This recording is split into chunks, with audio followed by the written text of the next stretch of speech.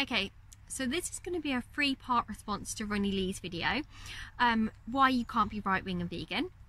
The first part is going to go over some of the arguments used by leftists to indicate why you can't be right-wing and vegan. Most of them are logical fallacies, but there's a couple of more complex arguments at the end. Then I'm going to talk about the social strand of being right-wing, which I have a lot of interest in, so stay tuned for that. That's going to be my second video. And then my third video is going to be on right-wing economics and how that relates to veganism. Because I just heard about a group called right-wing vegans. Now, there's no such thing as a right-wing vegan, because you can't be vegan and be right-wing. It's not possible. Being right-wing is counter to the very ethos of veganism. Because what we've got to remember is veganism is not a diet. Veganism is a philosophy of animal liberation. It's a philosophy of opposition to all exploitation and all oppression of other animals by the human species. And you can't be right-wing and be in line with that philosophy. And let me Okay, so let's just look at the definition of veganism.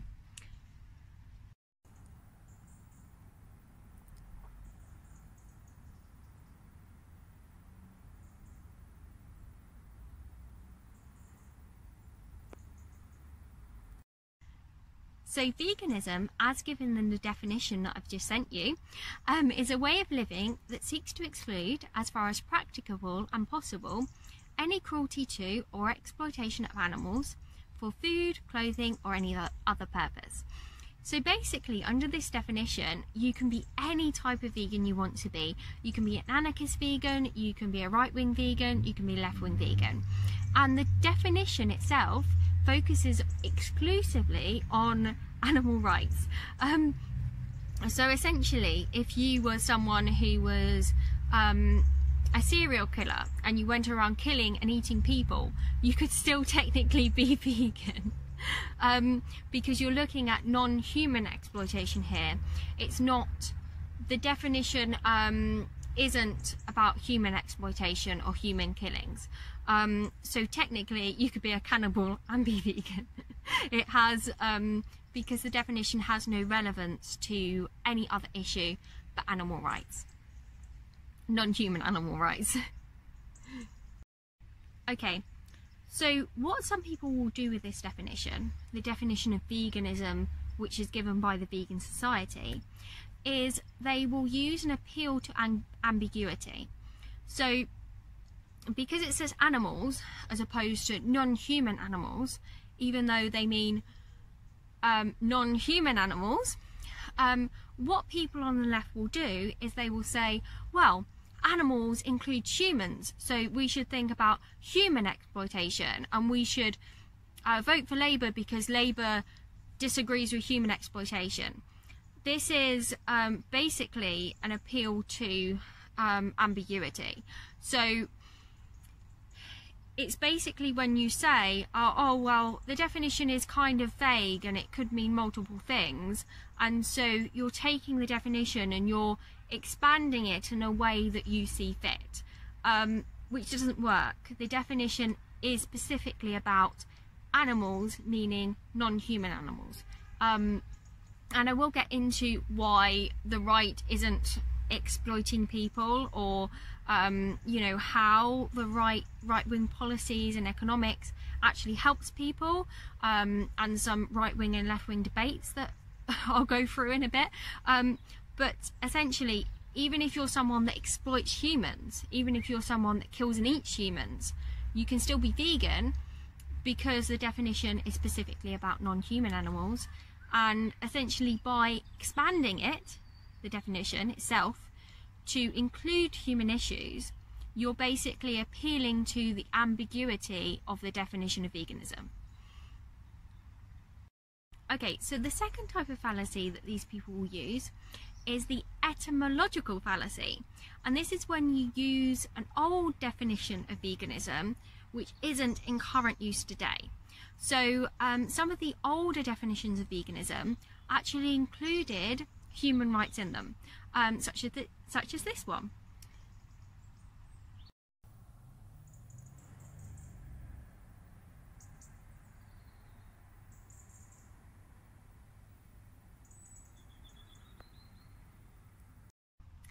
So as we could see with that definition, you could clearly see that it included human rights issues and environmental issues in it. However, that's not the current definition of veganism that we use now. The current definition of veganism clearly focuses on just animal rights, and that's it. It doesn't include any human rights issues or environmental issues in it. And that's fine, but you can't use an archaic definition of veganism in order to prove that you can't be right-wing and vegan now, or that you can't be a cannibal and vegan now, or you can't be a racist and vegan now, because essentially the definition that we use now is focused on animal rights only. It's like saying, using the word nice to mean simple or stupid. Nice isn't used in that context now, and so we shouldn't be saying you're not a vegan if you're right wing, or you're not a vegan if you're a cannibal, or you're not a vegan if you're a racist, because essentially we don't use the definition of veganism which includes human rights. Just like if you say nice to someone, now it means, oh, you're being nice to me. It doesn't mean they're simple or stupid. And they shouldn't be arguing that it means simple or stupid, because that's not how the word is meant now. It's not how people use the word now. So it's a very interesting argument, that one. So the second thing these people will do is they'll use quotes from various people. Some of these people won't even be founders of the vegan society. There'll be people who are just past animal rights activists who were very committed to animal rights in the past, who wrote books on animal rights or whatever. They'll sometimes use quotes from the founders of veganism as well, which is quite interesting. However, these quotes, one of which I'll give you right now, have no bearing on the current definition of veganism. It's just an appeal to authority. It's just what these people thought about veganism, how they interpreted veganism, what veganism meant to them. It doesn't mean anything in terms of the definition of veganism that we have now.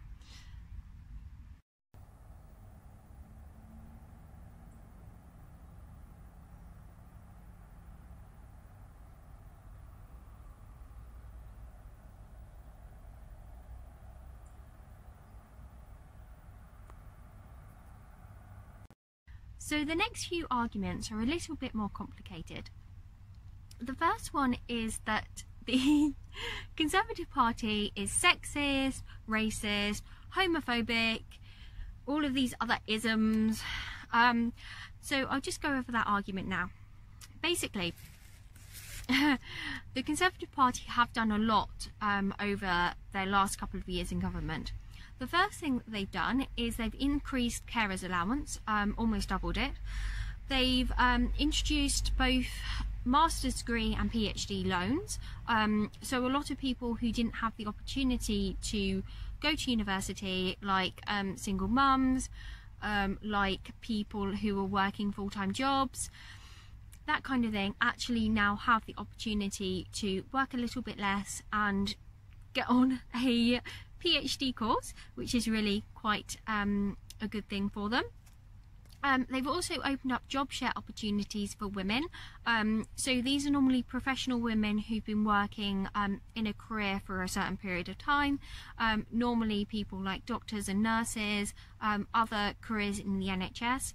What they've done is they've done it so that one woman can do the morning and one woman can do the evening. So they set up kind of job share opportunities like that. they also were the party to legalise gay marriage. The Labour Party did not do that. And so saying that the Conservative Party are racist, homophobic, sexist is blatantly wrong. David Cameron actually said, when he did a talk in Parliament, that he wanted children to be raised by two parents, and he didn't care about whether they were two dads or two mums or a man and a woman. He just wanted to promote marriage. That was it. And so, you know, I just think that calling the Conservative Party all of these isms is a little bit ridiculous. So the second argument that I hear a lot from left-wing people, left-wing vegans, is basically that the Tory party is anti-animals. So they're pro-fox hunting, they have worse animal welfare policies. So what I would say personally to this is that animal welfare doesn't equal animal rights, and that having better animal welfare standards really doesn't do anything to animals. In fact, it might make people believe that the meat they're eating is somehow now ethical. Basically, we have some of the best animal welfare standards in the UK, in the world. And when I used to do AV, which is Anonymous for the Voiceless, and I talked to the public about veganism and I showed them slaughterhouse footage and factory farms, they would talk to me and they would say, oh, well, you know, the UK isn't like this. We have the best animal welfare policies in the world. So they're using this excuse in order to eat meat. So increasing the animal welfare policies might just mean that more people use the excuse of, oh, well, we have the best animal welfare policies to eat meat. It doesn't actually mean that people are going to stop doing it. Which is what we want as vegans. We don't want bigger cages, we want no cages at all. We want to free the animals. And it's quite a radical thing, but I don't think that making people feel more comfortable about their choice, making the cages bigger and people think, oh, well, we have good animal welfare standards or they have a good life so we can eat them, is a very good thing. I mean, it just muddies the message. And I used to eat only organic eggs and drink only organic milk because I thought these products were ethical, because I thought these animals had a happy life. And it's really, I think it's just really bad giving people, you know, increasing animal welfare standards, you know, and making people more comfortable with their choices. A lot of these things are just advertising ploys. You know, they still kill male chicks at birth to produce organic eggs, and we need to be promoting that message. We don't need to be promoting a message that we like good animal welfare standards or we want better animal welfare standards. We want liberation of animals, and we want to get rid of certain things. I mean, even if we can get rid of foie gras, or we can get rid of you know, testing cosmetics products on insects, that would be a step in the right direction. We don't want to focus on animal welfare. So the second issue I have with saying that conservatives are anti-animals is that there are vegan conservative MPs, and in all honesty, you're better off voting for those vegan conservative MPs than you would be voting for a liberal left-wing meat eater.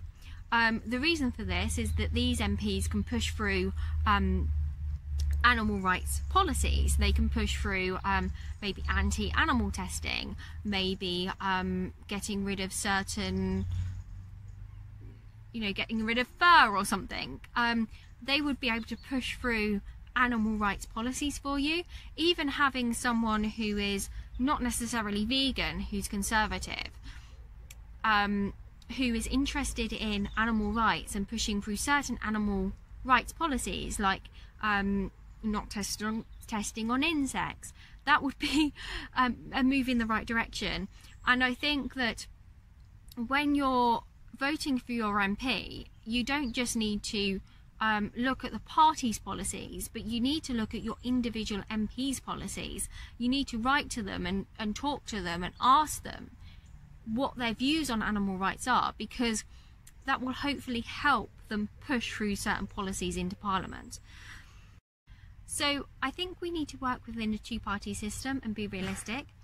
If people are focusing on animal welfare as opposed to animal rights, I think that that's a way of political washing. I think that it doesn't actually help animals in any way, but it's a way of kind of bowing down to the vegans who are, you know, trying to get liberation for animals. That's basically what it's doing. So we need to be very aware of the political policies that these parties are putting forward. We need to focus on which one has the best animal rights policies as opposed to animal welfare. We need to think about what policies our local MPs have, whether they're vegan, what their views on animal testing is, whether they want to get rid of testing on insects, that kind of thing, or get rid of fur. So we need to work within a two-party system in that sense, but we also need to group together as vegans. We need to stop being these fractured groups of like left-wing vegans over here, right-wing vegans over here, you know, people who aren't quite vegan over here, people who are vegetarian over here, people who are meat eaters but against fur over here. You know, I think that we need to all group together as people against a certain issue, and work together to try and get that issue resolved. So for example, if we have maybe a whole group of people who are against animal testing who don't want products tested on insects, to work together and try and push that through Parliament, that's a really important thing to do. And it's important to be pragmatic and work with people that you might not agree with, that aren't necessarily vegan, that are right-wing, for example, that are left-wing, for example. Anyone that is against that issue we should be working with, because otherwise we're just going to be too small and our voices are going to be too small. Thank you for watching, guys. Feel free to subscribe and like this video, and definitely stay tuned for the next ones. I think if you don't subscribe you won't see them. And also check out my ebook, the link in the description as well. Thank you.